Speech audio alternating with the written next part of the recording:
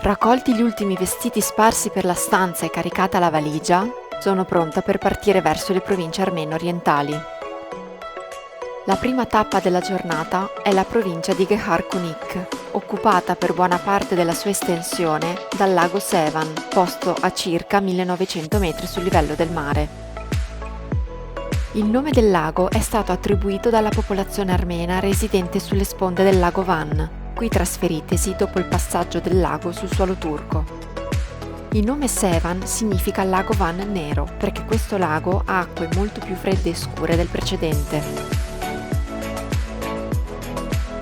All'estremità nord-occidentale del lago si trova il complesso monastico di Sevanavank, che svetta dalla cima di una piccola penisola che un tempo era isola. Il monastero fu fondato nel IX secolo dalla principessa Mariam, figlia del re Ashot I, ed era inizialmente destinato a monaci di Echmiadzin che avevano peccato. Il complesso consiste di due chiese abbastanza simili tra loro, una dedicata alla Madre di Dio e l'altra ai Santi Apostoli. Nell'area dei ruderi del Gavit si possono ammirare diversi esemplari di meravigliosi Khachkar, mentre all'interno della chiesa è possibile osservare uno dei pochi Khachkar del Salvatore rimasti, conservato eccezionalmente al coperto per prevenirne il deterioramento. La vista dei due monasteri circondati dalle acque del lago vale sicuramente i circa 200 scalini che si devono affrontare per salire quassù.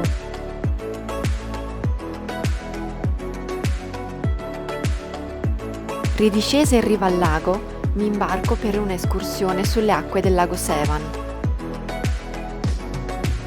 Nel 1910 il lago concentrò le attenzioni di diversi ingegneri sovietici che operarono un disastroso abbassamento di 20 metri del livello delle sue acque. Fu solo dopo la morte di Stalin però che ci si rese conto della profonda alterazione idrogeologica, con conseguenti tentativi vani di recupero del livello delle acque. Da questo intervento sovietico ne deriva però la creazione di un'importante meta di villeggiatura estiva per gli armeni, non avendo alcuno sbocco sul mare.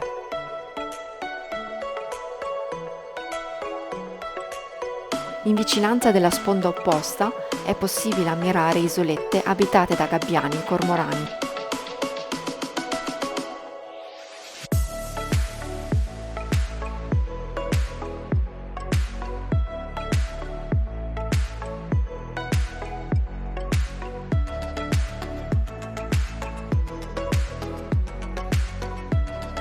Ritornata sulla terraferma, riparto verso la provincia di Tavush. Per accedere a questa provincia ho attraversato un tunnel di soli 2 chilometri, ma all'estremità opposta mi è apparso un paesaggio completamente diverso. Da ampie distese di prati verdi sono passata a fitte foreste alpine, caratteristica che ha fatto attribuire a questa provincia il soprannome di Svizzera armena dalla gente del posto.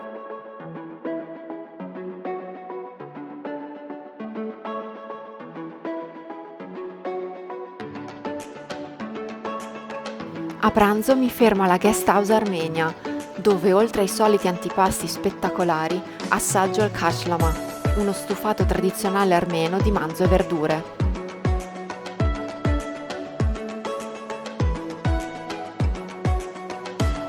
Appena in tempo per l'inizio del diluvio, riparto alla volta del monastero Haharzin, o monastero dell'Aquila. Il suo nome deriva tradizionalmente dalla presenza di un'aquila che anticamente volava sulla cupola dell'edificio principale.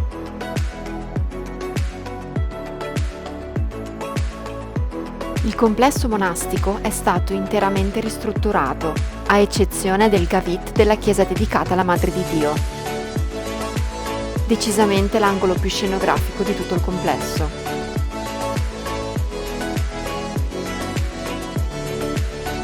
In fondo al complesso si trova l'albero dei desideri, un vecchio albero attorno al quale si riunivano i fedeli per esprimere appunto desideri. Una notte però una famiglia si dimenticò delle candele accese al suo interno e la mattina seguente ritrovarono l'albero quasi completamente arso.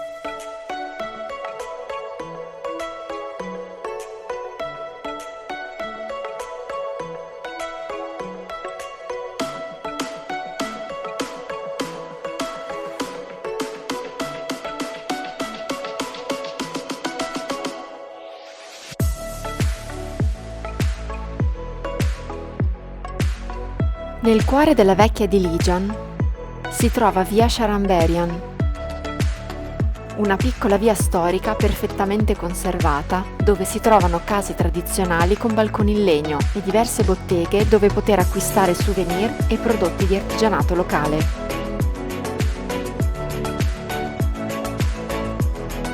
La città di Dilijan è una delle località più importanti dell'Armenia.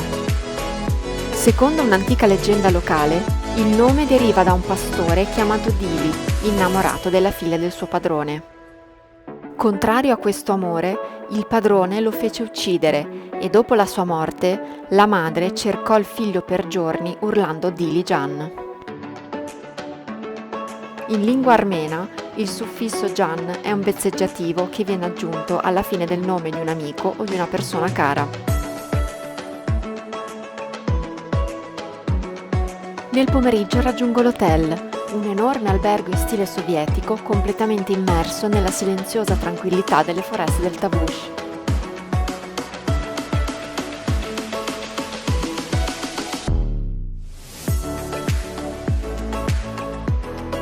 La pace silenziosa dura però poco, perché la sala ristorante, questa sera, accoglie la festa di fine anno dei ragazzi delle scuole.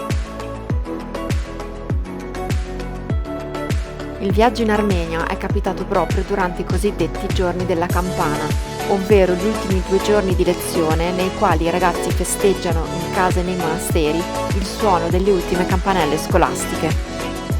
Da amante del silenzio ammetto che inizialmente il mio entusiasmo era abbastanza scarso, ma la consapevolezza di vedere ragazzi interpretare balli tradizionali e sapere di trovarmi coinvolta in un'usanza mi ha pian piano interessata e divertita.